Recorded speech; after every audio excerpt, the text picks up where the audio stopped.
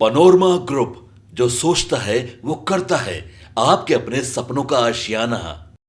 नमस्कार, मैं अंकित और आप देख रहे हैं सिटी पोस्ट लाइव। बिहार के निजी स्कूलों को लेकर आज एक बड़ी और अहम खबर सामने आई है। जी हां, वर्षों से मनमाने तरीके से चल रहे प्राइवेट स्कूलों पर अब सरकार की सख्त नजर पड़ गई है। बिहार सरकार के शिक्षा विभाग ने पहले से 8वीं कक्षा तक संचालित होने वाली निजी स्कूलों की मान्यता के लिए नई मानक संचालन प्रक्रिया यानी कि एसओपी जारी कर दी है। जी हां, इसका सीधा मतलब है कि अब नियमों की अनदेखी करने वाले स्कूलों की अब खैर नहीं।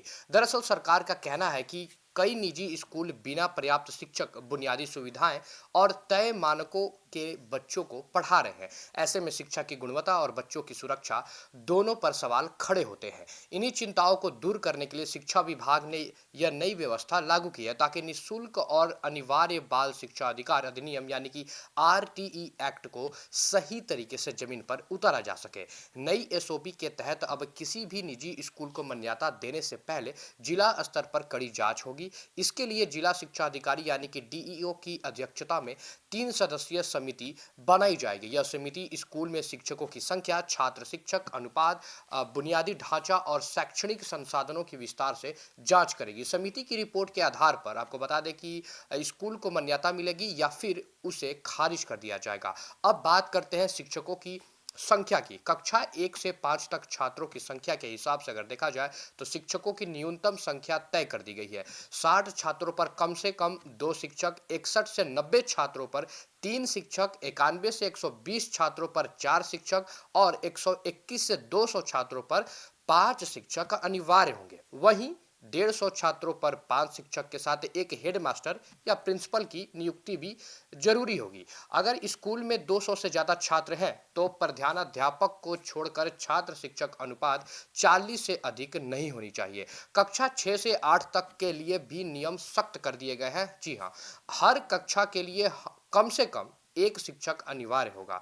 विज्ञान और गणित, सामाजिक अध्ययन और भाषा विषयों के शिक्षक जरूर होंगे।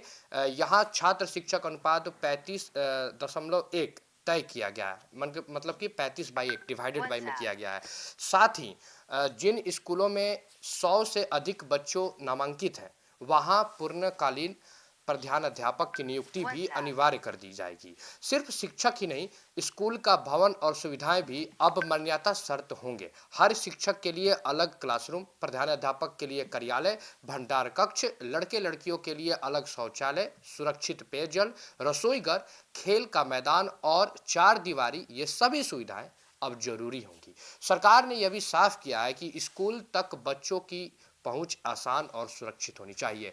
इसके लिए अलावा पढ़ाई के दिनों और घंटों को भी तय कर दिया गया है। जी हाँ, पहली से 5वीं तक साल में कम से कम 200 दिन और 800 घंटे पढ़ाई होगी, जबकि छठी से 8वीं तक 220 दिन और 1000 घंटे पढ़ाई अनिवार्य होगी। शिक्षकों के लिए सप्ताह में अधिकतम 45 शिक्षण घंटे निर्धारित किए गए हैं। शिक्षा विभाग का दावा है कि इस नई एसओपी से निजी स्कूलों में शिक्षा की गुणवत्ता सुधरेगी और बच्चों को सुरक्षित, अनुशासित और बेहतर शैक्षणिक माहौल मिलेगा, जो होनी भी चाहिए। अब देखना होगा कि नियमों का पालन कितना सख्ती से कराया जाता है और इसका असर जमीनी स्तर पर कितना दिखता है। इसी के साथ हमें दीजिए इजाजत और ऐसी ही अहम खबरों के लिए देखते रहिए सिटी पोस्ट लाइव। धन्यवाद।